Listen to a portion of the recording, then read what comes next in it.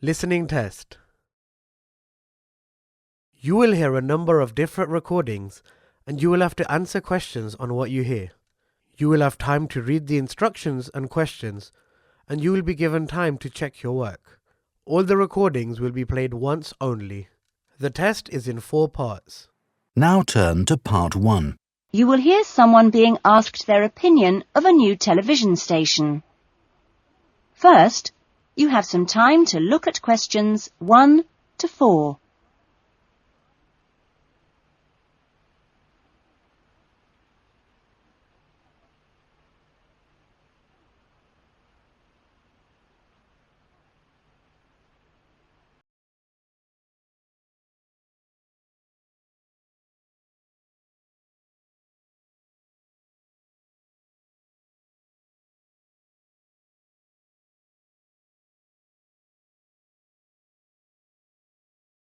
Now we shall begin. You should answer the questions as you listen, because you will not hear the recording a second time.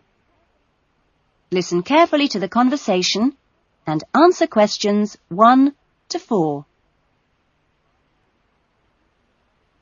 Excuse me, I'm sorry to bother you, but would you have time to answer a few questions? What's it about? We're doing some market research for a new television channel starting in 2 years' time. Okay, why not? Lovely. We'll just work through this form. And if we could start with some personal background information? Sure. Right. If I could just have your age? 35. Right. Great. And your job? Systems analyst. But for the form, I don't know whether it would count as professional or business or what. What do you think? Okay, it's more like business. Fine. And would you mind my asking about your salary, or we can leave it blank? No, I don't mind. It's 40,000 a year. Oh, thank you. Right. About your current watching habits. What would you say is your main reason for watching TV? Well, at work, I tend to read for information and what have you, so I'd say that with TV, it probably just helps me relax and unwind. Fine. And how many hours a day, on average, do you watch TV? Not a lot, really. I should say just over an hour. You now have some time to look at questions 5 to 10.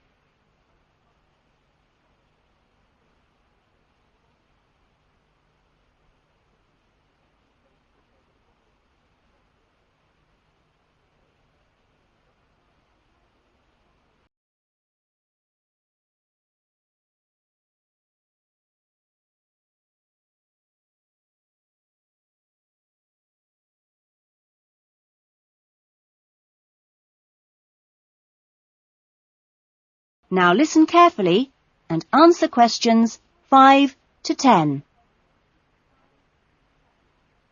So what are the 2 main times of the day that you watch TV? Well, a little around breakfast time, and then it tends to be really late, 11 or even midnight, when I finish work. And what sort of programs do you go for? Some news bulletins, but I also really like to put my feet up with some of the old comedy shows. Fine. And turning to the new channel, which type of programs would you like to see more of? Well, I certainly don't think we need any more factual programs, like news and documentaries. I think we need more about things like local information, providing a service for the community. And in the same vein, perhaps more for younger viewers. Good quality stuff. Uh-huh. And if you had to give the new directors some specific advice when they set up the channel, what advice would you give them? I think I'd advise them to pay a lot of attention to the quality of the actual broadcast. The sound system. People are very fussy these days about that. And in general, I think they ought to do lots more of these kinds of interview, talking with their potential customers. Oh, I'm glad you think it's valuable. Certainly, yeah. Good. Okay. This will be a commercial channel, of course. But how often do you think it is tolerable to have adverts? Well, out of that list, I'd say every quarter of an hour. I don't think we can complain about that, as long as they don't last for 10 minutes each time. Quite. And would you be willing to attend any of our special promotions for the new channel? Yes, I'd be very happy to, as long as they're held here in my area. Okay, I'll make a note of that. And finally, may we put you on our mailing list? Well, I'd prefer not, except for the information about the promotion you mentioned. Can I have your name and address? Of course. Here's my card. Oh, lovely. And thank you very much for your time, and we look forward to seeing you. Yes, indeed. Thanks. That is the end of section 1. You will now have half a minute to check your answers.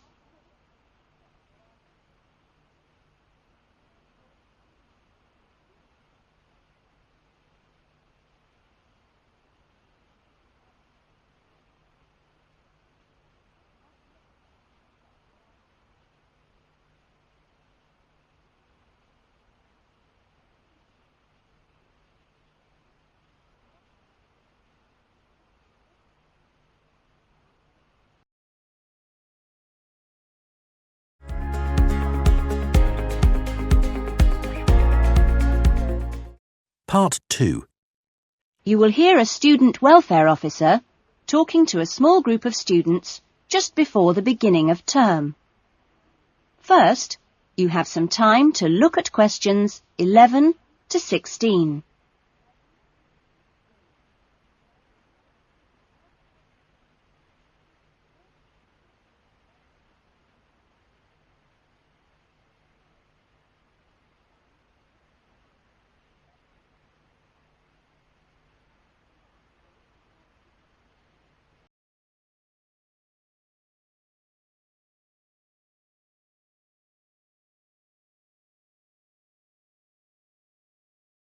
Now listen carefully to the talk and answer questions 11 to 16.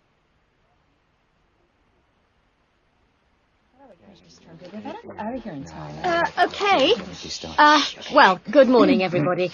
My name's Elizabeth Reed, and I'm your Assistant Welfare Officer. What I'd like to do now is tell you a little more about some of the social facilities available on the campus, and also to tell you something about what the town has to offer. As you probably know already, the Student Union building is the main centre of social life here, as indeed it is in most British universities. The Union runs a weekly programme of events for all tastes. Oh, everything from discos to talks by guest speakers. Many of these events are fundraising activities for charities, which the Union takes very seriously. They manage the Students' Union paper shop, selling magazines and newspapers, as well as stationery, sweets and so on. Let me see. There's the ticket shop, where you can get some very good deals on, well, for example, coaches to London, or inexpensive charter flights. As cheap as you'll get anywhere, people say. Or tickets for big pop groups playing here or at other venues all over the country, or plays in London. Oh, and we mustn't forget the Union cafeteria and the big new diner. Yes, did you have a question? Yeah, does the Union also provide help with any problems? I mean, advice on financial problems, for example. Or does the university provide that?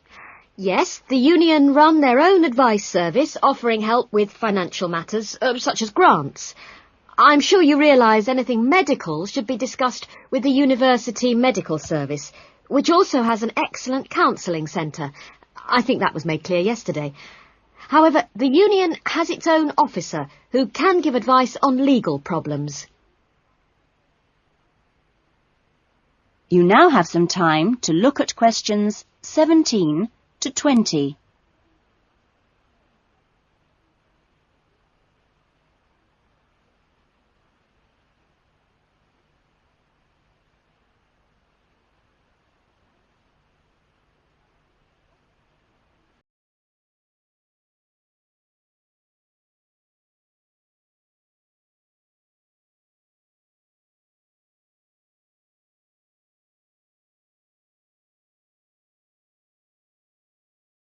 Now listen to the rest of the talk and answer questions 17 to 20. Now, on to Radford. For a town of its size, Radford has some unusually good leisure and community facilities, and has quite a good shopping centre with an interesting range of shops. As you go into Radford, there's a new, well, quite new, Olympic-sized swimming pool. That's on the outskirts at a place called Renton. Above the pool, there's a high-tech fitness centre. Are there any ice skaters here? No? Oh, pity. The facilities for ice skating are excellent.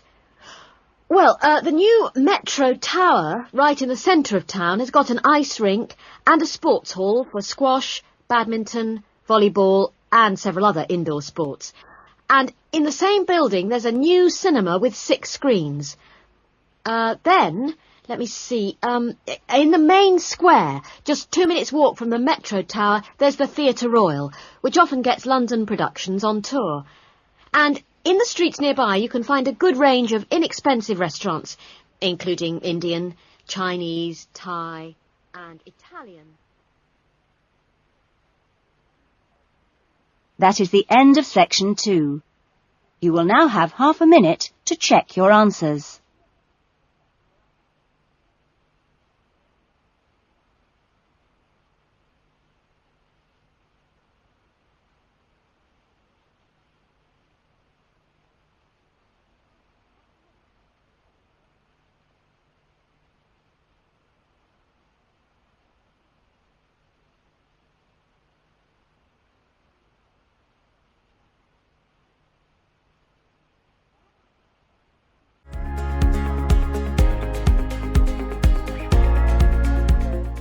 Part 3.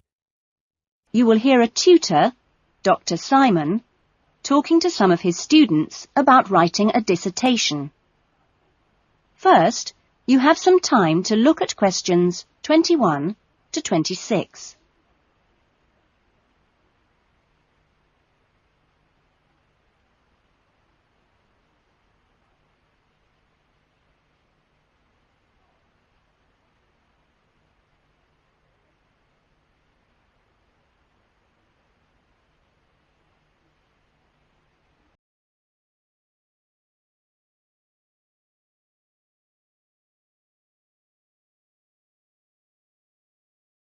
Now listen to the discussion and answer questions 21 to 26. Okay, welcome back to the new term. Hope you've had a good break and that you're looking forward to writing your dissertation. Now, what I'd like to do in this session is give you the opportunity to ask questions on writing the dissertation. Requirements, milestones, who to see when you need help. It's very informal. It may all be written on paper, but it's nice to get it confirmed. So, anything you'd like to ask? Dr. Simon, is there a fixed hand-in date yet? Right, I can confirm that that's the 21st of May, not the 20th, as we first stated. Okay? Jane? What about the word limit? Well, we try to be pretty flexible on this, but in broad terms it's 18 to 20,000. And you can choose your topics, anything from years 2 and 3. Yes? I still haven't got any idea what I want to do it on. Who... Well, you should see your course tutor to agree on your final title, and you should also be aware that there's a special programme running on research methods for anyone who wants some extra help on that. Can I just check on the deadlines for everything? Yes, sure. Look, let me write it on the board. When the different stages have to be completed. First of all, you've got to work on your basic bibliography. And that's due in to your course tutor by the 31st of January, which is just 2 weeks away, so you'd better get a move on that. Do we have to have our own draft plan by then? No, your draft plan is due on the 7th of February, which is a week later, so that should give you plenty of time. And when do we have to be doing the research? That's over a 1-month period, essentially February to March. And the write-up? Well, you can't really get going on your writing until you've got quite a bit of the research done. So that's really March to May, with the hand-in date on the 21st. Any more questions? Now you have some time to look at questions 27 to 30.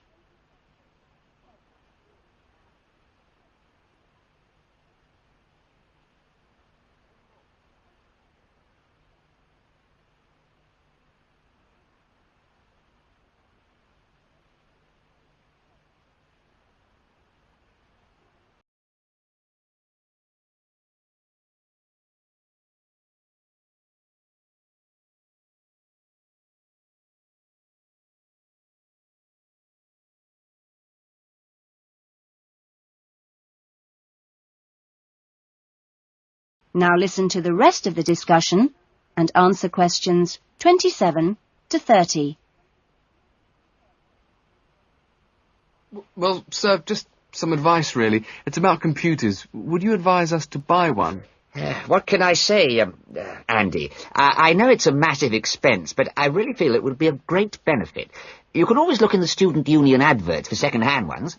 Yes? I've been looking at some of last year's dissertations. Oh, is that a good idea, sir? I heard... Well, I don't think you should read them in detail too early, or you might end up taking more of their ideas than you realise. But yes, it really is the best guide you can have to the expectations of what's expected when you write a dissertation. Sorry, Jane, I interrupted you. That's okay. It's just that they did a lot of research using questionnaires. Is that a good idea? I think questionnaires are very good at telling you how people fill in questionnaires. But to be frank, they tell you very little else. Avoid them. About interviews, is it okay if we interview you? The tutors? I don't see why not. They don't have any special contribution to make, but you can if you want. There's a whole section on this issue in the research guide. I'm afraid it's slightly out of date, and you're probably better talking to the tutor on the research methods course. But you might find it useful to start there. Okay. Thanks. Okay, well, great. I hope that sorted a few things out. You can always come and see me, or drop me a note if you've got any more queries. Right. Fine. Okay, thanks. That is the end of section 3. You will now have half a minute to check your answers.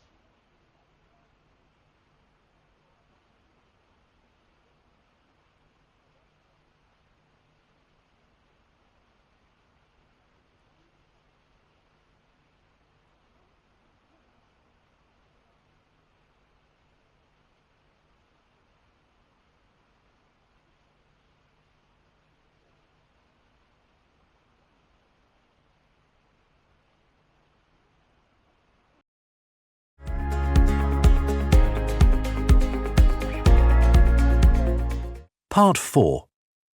You will hear a lecture about the lack of rainfall in Australia. First, you have some time to look at questions 31 to 40.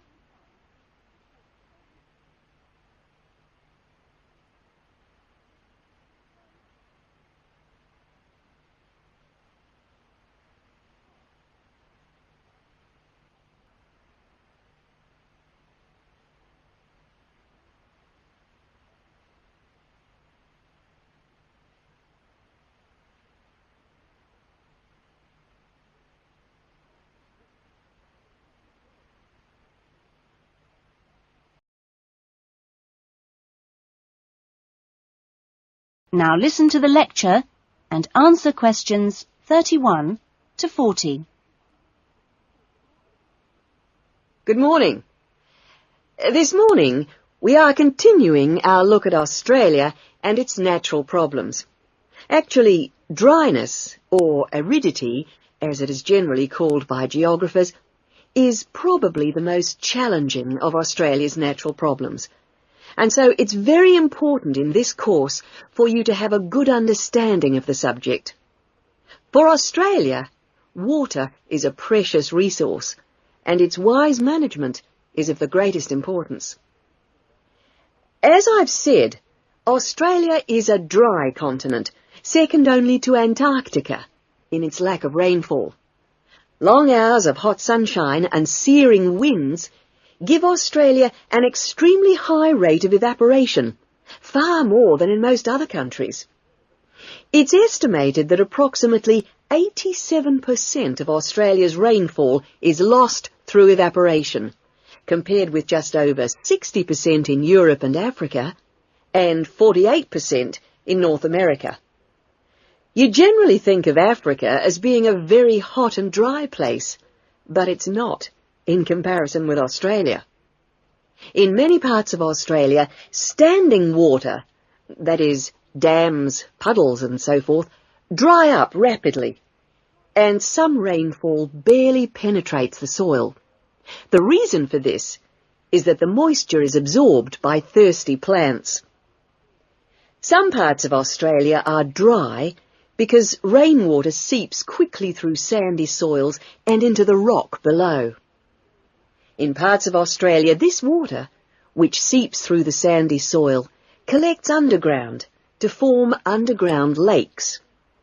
Water from these subterranean lakes can be pumped to the surface and tapped, and so used for various purposes above the ground. In fact, extensive underground water resources are available over more than half of Australia's land area. But most of the water is too salty to be used for human consumption or for the irrigation of crops. However, most inland farmers do rely on this water for watering their animals and, where possible, to a lesser extent, for irrigation. Underground water can flow very large distances and can be kept in underground reservoirs for a very long time. Water from these underground reservoirs bubbles to the surface as springs in some parts of the country, and these rare sources of permanent water were vital to early explorers of inland Australia and to other pioneers last century who used the springs for survival. But in many places, levels have fallen drastically through continuous use over the years. This has necessitated the pumping of the water to the surface. Remarkably, underground water sources in Australia supply about 18% of total water consumption. So you can see it's quite an important source of water in this dry land. So, most of the consumption of water in Australia comes from water which is kept above ground. More than 300 dams regulate river flows around the country. The dams store water for a variety of functions. The rural irrigation of crops, without which many productive areas of the country would not be able to be farmed. The regulation of flooding, a serious problem which will be dealt with later in the course. And last but not least, the harnessing of the force of gravity for the generation of electricity. That is all we have time for this morning, but you'll be able to do further study on this important area in the library. I have a handout here with references on the subject, so if you're interested, please come up to the desk and take a copy. Next week's lecture is a case study of an outback farm, and it'll be going into detail about some of the problems we've discussed here. That is the end of section 4. You will now have half a minute to check your answers.